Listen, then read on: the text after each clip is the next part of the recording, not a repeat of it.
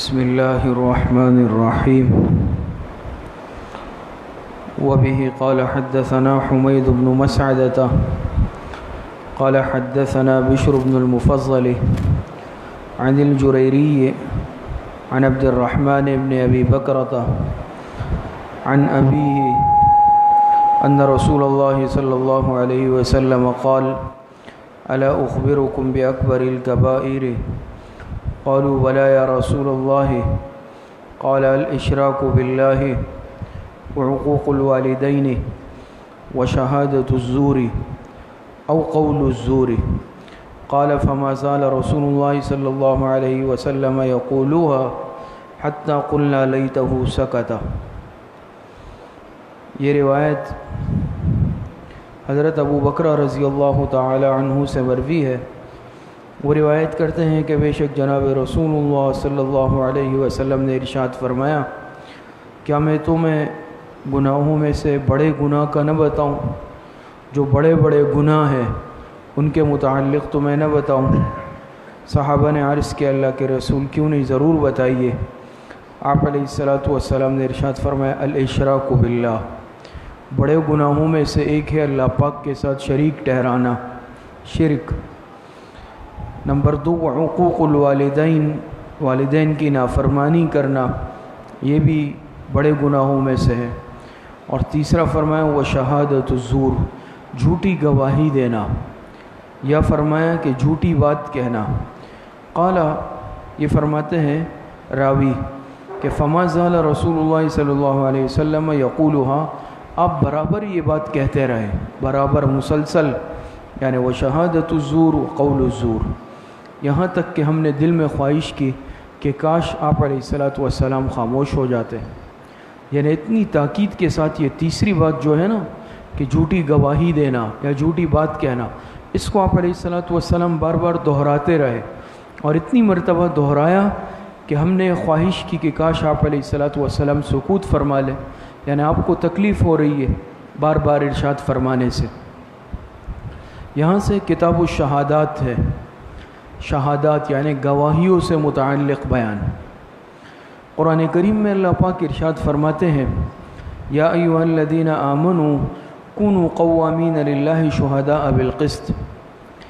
اے ایمان والو، تم لوگ یعنی گواہی دو، یعنی انصاف کے ساتھ اپنی گواہی پر قائم رہو، مضبوطی کے ساتھ جم جاؤ، انصاف کے ساتھ گواہی دو، عدل کے ساتھ، اور اس پر پھر کھڑے ہو جاؤ، مضبوطی سے جم جاؤ. اور وَلَا يَجْرِمَنَّكُمْ شَنَآنُ قَوْمٍ عَلَىٰ أَلَّا تَعْدِلُوا، اور تمہیں آمادہ نہ کرے کسی قوم کی دشمنی یا نفرت کہ تم عدل سے تجاوز کر لو. اسی طرح اللہ پاک ارشاد فرماتے: یا ایھا الذین آمنوا کونوا قوامین بالقسط شہداء للہ ولو علی انفسکم او الوالدین والاقربین. اے ایمان والو، تم لوگ انصاف کے ساتھ گواہی دو، عدل کے ساتھ گواہی دو، اور گواہی پر قائم رہو، اگرچہ خود تمہیں اس نقصان ہو یا والدین کو یا تمہارے قریبی کو ہو، لیکن اس کے باوجود انصاف کا دامن ہاتھ سے نہیں چھوڑنا اور جھوٹی گواہی نہیں دینی ہے.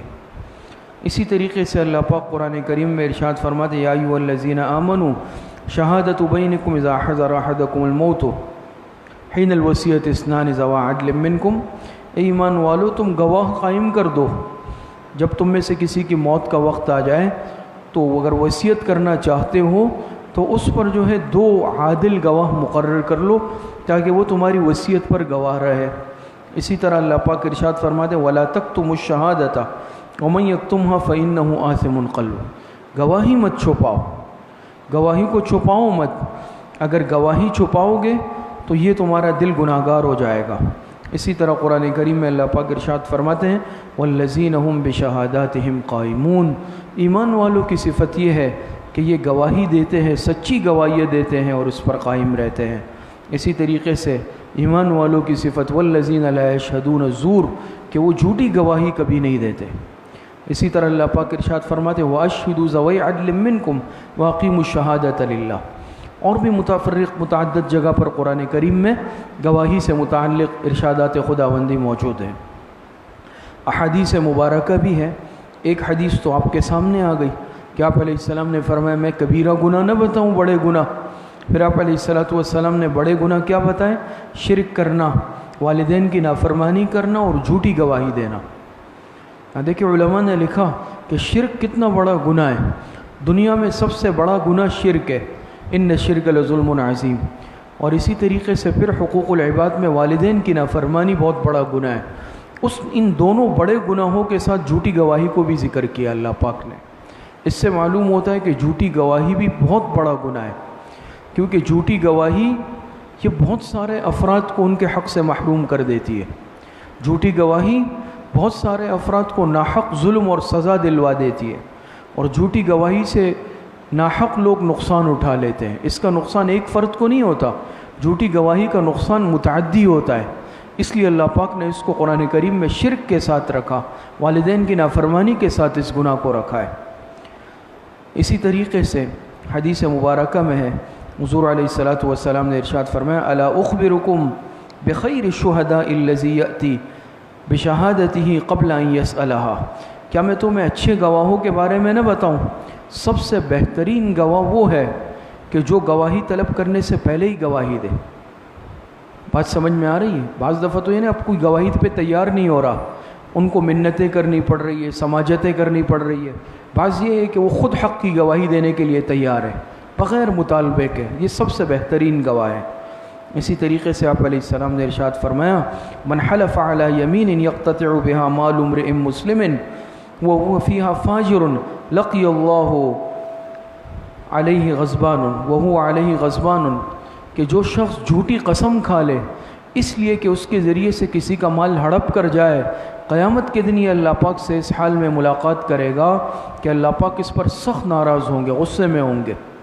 تو جھوٹی گواہی، جھوٹی قسم یہ اللہ پاک کی سخت ناراضگی کا باعث بنتی ہے یہ چیزیں۔ تو یہ قرآن اور حدیث سے متعلق آپ حضرات کے سامنے قرآن کی آیت اور حدیث آئی۔ شہادت کہتے کسے ہیں؟ گواہی کی تعریف کیا ہے؟ شہادت کہتے ہیں کہ یعنی گواہی کہا جاتا ہے شہادت کے الفاظ کے ساتھ خبر دینا، کسی چیز کی گواہی دینا کہ میں گواہی دیتا ہوں فلاں سچا ہے، میں شاہد ہوں، میں گواہی دیتا ہوں کہ فلاں جھوٹا ہے، میں گواہی دیتا ہوں کہ یہ چیز فلاں کی ہے، میں گواہی دیتا ہوں کہ یہ زمین فلاں کی ہے، میں گواہی دیتا ہوں کہ ان میں سے حق پر یہ ہے۔ یہ گواہی کہلاتی ہے۔ شہادت کے الفاظ کے ساتھ کسی چیز سے متعلق خبر دینا یہ گواہی کہلاتا ہے۔ دوسری بات، کچھ اصطلاحات، ایک علمی اصطلاحات ہے، طالب علمانہ اصطلاحات ہے کہ گواہی دینے والے کو شاہد کہا جاتا ہے۔ جو گواہی دیتا ہے اس کو فقہ کی اصطلاح میں شاہد کہتے ہیں۔ جس کے حق میں گواہی دی جائے اس کو مشہود لہو کہتے ہیں، جس کے حق میں دی جائے اس کو مشہود لہو، اور جس کے خلاف گواہی دی جائے اس کو مشہود علیہ کہتے ہیں، اور جس چیز کے متعلق گواہی دی جائے اس کو مشہود بھی کہتے ہیں۔ اسی طریقے سے تیسری بات، ادائے شہادت کی کیفیت سے متعلق کہ ادائی شہادت کی کیفیت کیا ہو، تو علماء نے اس میں بھی چند باتیں لکھی ہے کہ ادائے شہادت کی کیفیت سے متعلق ایک بات یہ ہے کہ گواہ کے لیے ضروری ہے کہ وہ گواہی جو ہے عدالت، مجلس عدالت میں دے، جہاں پر وہ مقدمہ چل رہا ہے یا عدالت قائم ہے، فیصلہ ہو رہا ہے، اب چاہے وہ عدالت ہے، پنچایت ہے، جرگہ ہے، یا اس طرح کی کوئی مجلس ہے جس میں کسی کا فیصلہ ہو رہا ہے، تو گواہ اس مجلس میں گواہی دے۔ یعنی کہ مجلس یہاں چل رہی ہے، وہ اپنے گھر میں کہہ رہا ہے میں گواہی دے رہا ہوں، تو اس مجلس میں گواہی دے۔ مجلس سے باہر اگر گواہی دے گا تو وہ قبول نہیں ہوگی۔ دوسری بات، گواہ کے لیے ضروری ہے جس چیز سے متعلق وہ گواہی دے رہا ہے اس نے وہ چیز خود دیکھی ہو۔ اب یہ نہیں یہ کہے کہ بس میرے خیال میں ایسا ہے تو میں گواہی دیتا ہوں، یہ گواہی قابل قبول نہیں ہوگی، بلکہ اس نے خود اپنی آنکھوں سے وہ معاملہ یا اس چیز کو دیکھا ہو اور وہ گواہی دے کہ میں خود گواہ ہوں، چشمدید گواہ ہوں اور میں نے دیکھا ہے، تب قابل قبول ہوگی۔ اسی طریقے سے شاہد کے لیے یعنی گواہی دینے والے کے لیے بھی ضروری ہے کہ وہ خود کہے صراحت کے ساتھ کہ میں گواہی دیتا ہوں، صراحت کے ساتھ یہ کہے۔ صرف یہ کہنا کافی نہیں ہوگا کہ میں جانتا ہوں، میں اس چیز کے متعلق جانتا ہوں، یہ الفاظ کافی نہیں ہوں گے، بلکہ اس کو کہنا پڑے گا کہ میں گواہی دیتا ہوں۔ بات سمجھ میں آ رہی ہے؟ اسی طریقے سے ایک بات یہ ہے کہ شاہد کے لیے عدالت میں شہادت دیتے وقت مشہود لہو یا مشہود علیہ یا مشہود بھی ہی، یہ اصطلاحات میں نے اس لیے سمجھائی کہ آپ ذرا سمجھ گئے، جس کے حق میں گواہی دے رہا ہے، جس کے خلاف دے رہا ہے، جس چیز سے متعلق دے رہا ہے، تو ان کی طرف اگر اشارہ بھی کر لے تو یہ کافی ہے کہ بھئی یہ جو ہے میں اس کے متعلق کہتا ہوں یہ سچا ہے، اس کے متعلق کہتا ہوں یہ جھوٹا ہے، یا یہ چیز جو ہے یہ اس کی ہے۔ آپ سمجھ گئے نا؟ اشارہ کر دینا کیا ہوگا؟ کافی ہوگا۔ اب بالکل نام لینا، ولدیت لینا یہ ضروری نہیں ہے۔ اگر سامنے موجود ہے، گواہ بھی موجود ہے اس مجلس میں، جس کے متعلق دے رہا ہے وہ بھی موجود ہے، تو اگر اشارہ کر لے یہ کافی ہوگا۔ لیکن اگر یہ شہادت بحیثیت وکیل کی ہے، وہ چیز موجود نہیں ہے، یا پھر وہ میت سے متعلق ہے، اس صورت کے اندر نام اور ولدیت کا لینا یہ پھر ضروری ہوگا۔ اسی طریقے سے اگر جائیداد غیر منقولہ ہے، وہ چیز، وہ جائیداد غیر منقولہ، اور منقولہ آپ سمجھتے ہوں گے نا، بعض چیزیں وہ ہوتی ہیں جو منقولہ ہوتی ہے، یہ قلم ہے مثال کے طور پر، یہ قلم ہے، یہ منقولہ ہے، لیکن جو زمین ہوتی ہے، مکان ہوتا ہے، وہ غیر منقولہ ہوتا ہے، وہ تو منتقل نہیں کیا جا سکتا نا دوسری جگہ۔ تو جائیداد غیر منقولہ کے متعلق اگر گواہی دے رہا ہے تو پھر اس کے حدود کا بیان کرنا بھی ضروری ہوگا۔ صرف یہ نہیں کہ ہاں بھئی وہ جو زمین ہے وہ اس کی ہے، بھئی وہ جو زمین جو فلاں جگہ پہ ہے اور اس کا اتنے حدود ہے، اس کی علامات اور حدود کا بیان کرنا یہ بھی ضروری ہوگا۔ اب چوتھی بات کہ شہادت کی بنیادی شرائط، کہ گواہ کے لیے کیا شرائط ہے، تو شہادت سے متعلق بھی کچھ شرائط ہے، جس میں ایک بنیادی شرط شہادت سے متعلق یہ ہے کہ ادائے شہادت کے وقت شاہد کا یعنی گواہ کا عاقل، بالغ، عادل اور مسلمان ہونا ضروری ہے۔ 4 شرطیں بیان ہوئی۔ عاقل ہو، مجنون پاگل کی گواہی قابل قبول نہیں ہے، بالغ ہو، نابالغ بچے کی قابل قبول نہیں ہے، عادل ہو، فاسق فاجر ہے یا مشہور ہے کہ یہ شخص جھوٹا دھوکے باز ہے، اس کی بھی قابل قبول نہیں ہے، اور مسلمان ہو۔ تو یہ شرائط کا ہونا ضروری ہے۔ اسی طریقے سے نصاب شہادت مکمل ہو۔ نصاب شہادت آپ حضرات جانتے ہوں گے۔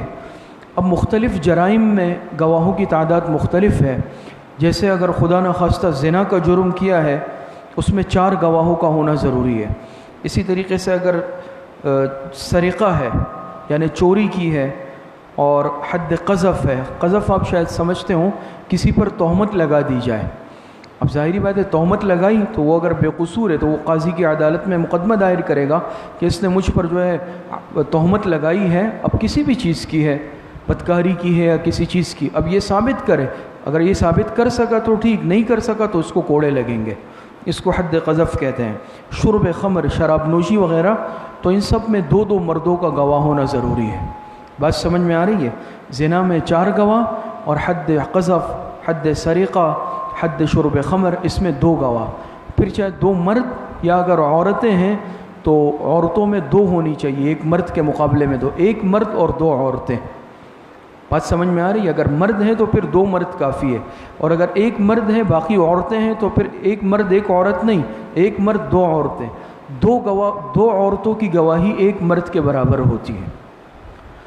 شہادت کے لیے اسی طرح شرائط میں یہ بھی ہے کہ لوگوں کے حقوق کے بارے میں شہادت کے لیے شرط یہ ہے کہ اس سے پہلے دعویٰ کیا جا چکا ہو۔ یہ گواہی تبھی دے گا نا جب کسی نے دعویٰ کیا ہے کسی معاملے میں۔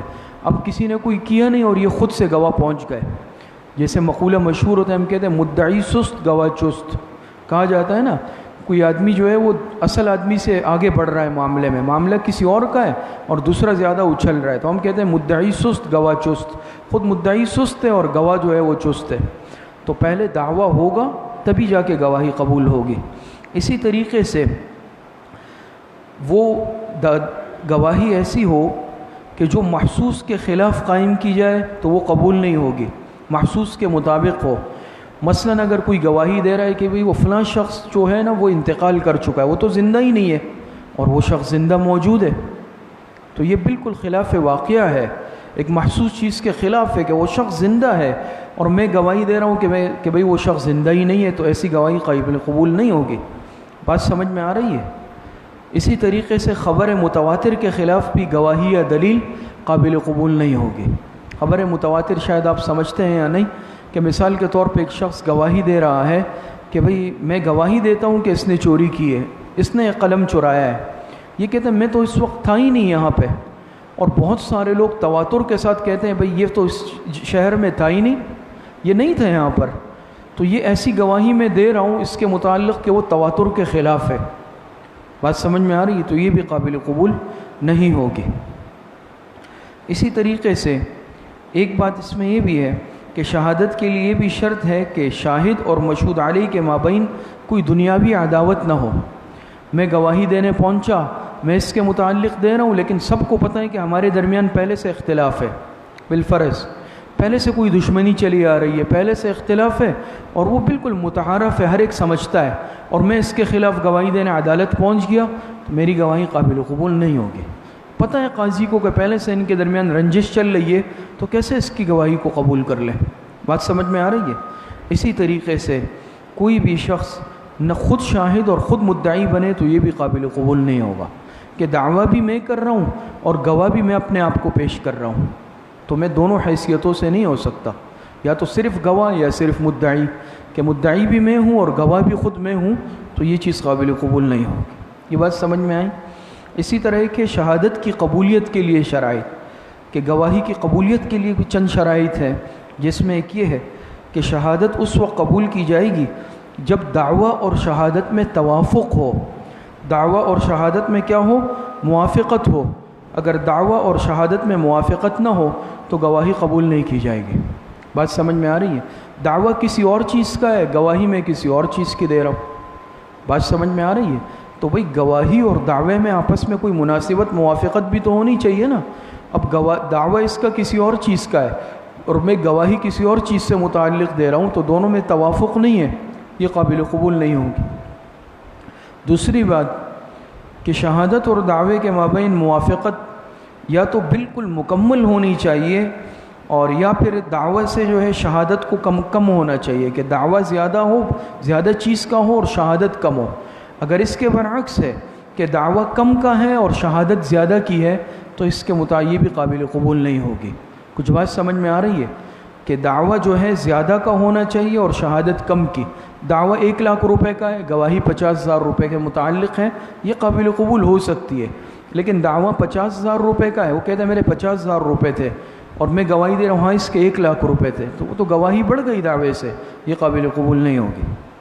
اسی طریقے سے اگر گواہوں کے بیان بھی ایک دوسرے سے مختلف ہو جائے، یہ بھی قابل قبول نہیں ہے، کہ دو گواہ پیش ہوئے، میں نے 2 گواہ پیش کیے، ایک کچھ اور کہہ رہا ہے، دوسرا کچھ اور کہہ رہا ہے، تو قاضی کبھی بھی ان گواہوں کی بنیاد پر فیصلہ نہیں کرے گا، کیونکہ دونوں کا بیان مختلف ہو گیا۔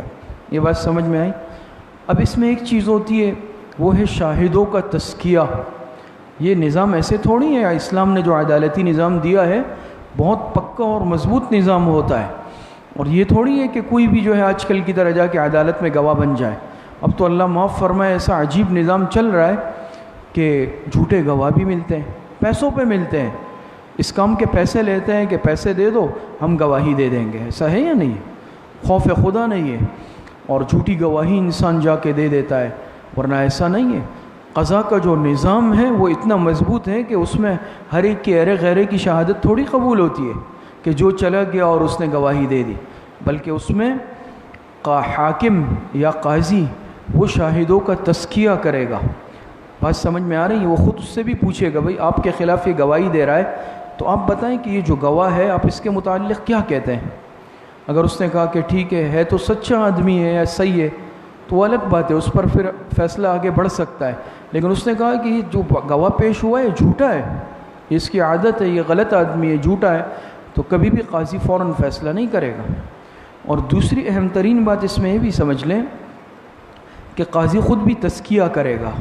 تزکیہ آپ جانتے ہیں، جو گواہ پیش ہو رہے ہیں نا، یہ تھوڑی کہ جو پیش ہو گئے دیکھ لے بھئی یہ تو ماشاءاللہ بھئی باشرہ آدمی ہے، اس کے سر پہ ٹوپی ہے، داڑھی ہے، ہاتھ میں تسبیح ہے، بڑا نیک صوفی آدمی ہے، تازہ جماعت میں وقت لگا کے آیا ہے یا مدرسے میں پڑھا کے آ رہا ہے، کھلیے پہ کبھی نہیں جائے گا، وہ خفیہ طور پر معلومات کروائے گا۔ اس کو کہتے ہیں خفیہ تزکیہ۔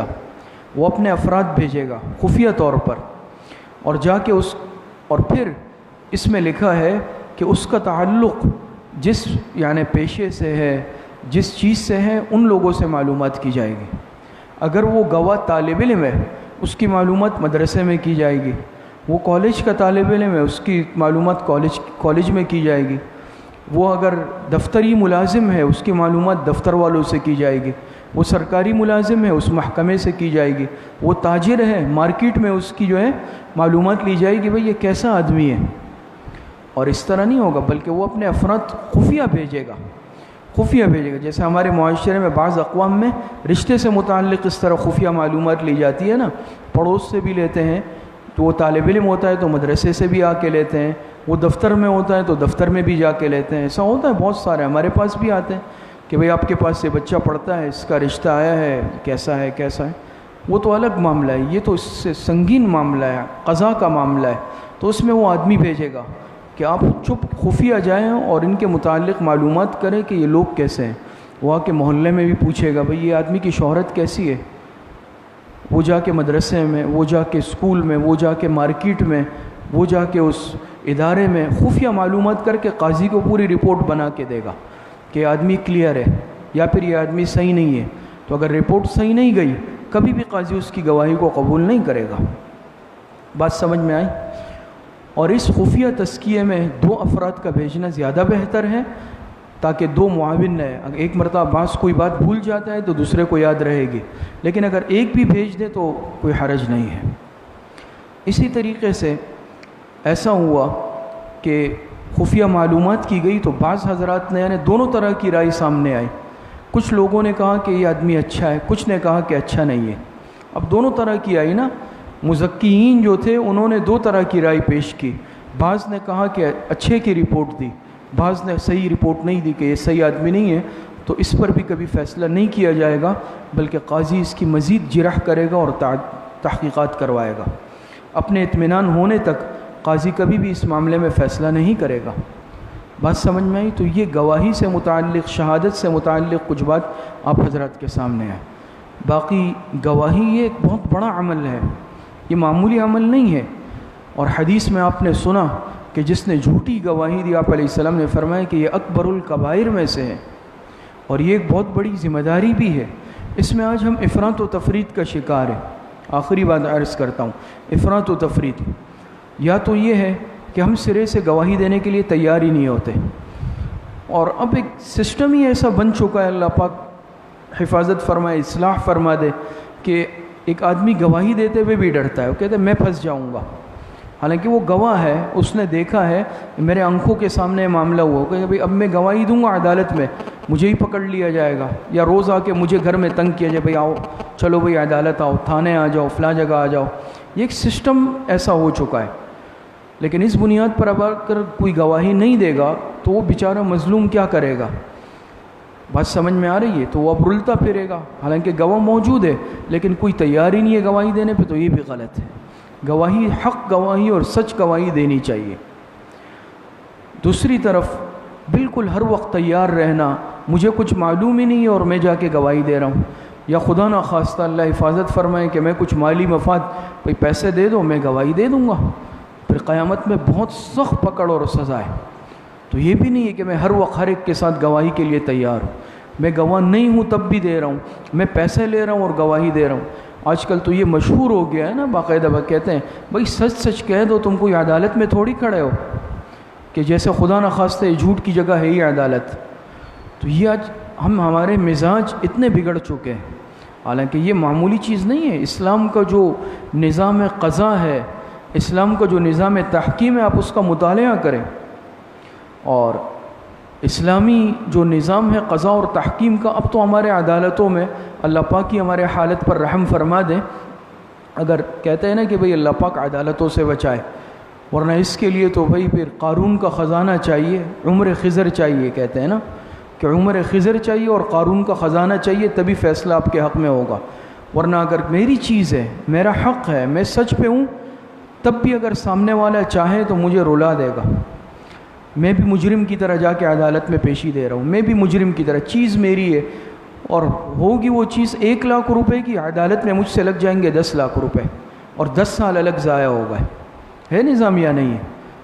10 سال میں فیصلے نہیں ہو رہے. کبھی بھی سامنے والا آیا ہی نہیں ہے، چلو بھئی تاریخ دے دی. کیا ہوا بھئی؟ جج نہیں آئے، تاریخ الگ دے دی. اس دفعہ گئے بھئی جج صاحب کی طبیعت صحیح نہیں ہے، تاریخ دے دی. طبیعت صحیح نہیں ہے، مزاج موافق نہیں ہے، بھئی سامنے والا نہیں آیا. ایسے حیلے اور طریقے کتنے ہیں کہ جو حق پہ ہوتا ہے سب سے زیادہ ذلیل وہی ہوتا ہے. یہ نہیں، ورنہ اگر اسلامی نظام قضاء اور تحکیم کا جو نظام ہے، عدالتی نظام اسلام کا، فوری انصاف، فوری فیصلہ ہے، سامنے بٹھایا معاملات کی اور فوراً فیصلہ، لمحوں میں فیصلہ. اور یہ نظام ہمارے ملک میں رائج ہے. ہمارے ملک میں بھی اسلامی نظام ہے الحمدللہ، لیکن یہ ہماری اپنی کمزوری ہے، یہ میری کمزوری ہے کہ میں اس پر عمل نہیں کر رہا ہوں. میں اگر کسی کرسی پہ بیٹھا ہوں میں بھی عمل نہیں کر رہا، میں اگر مدعی ہوں تو میں بھی نہیں کر رہا. شریعت نے ہمیں پورا نظام دیا ہے.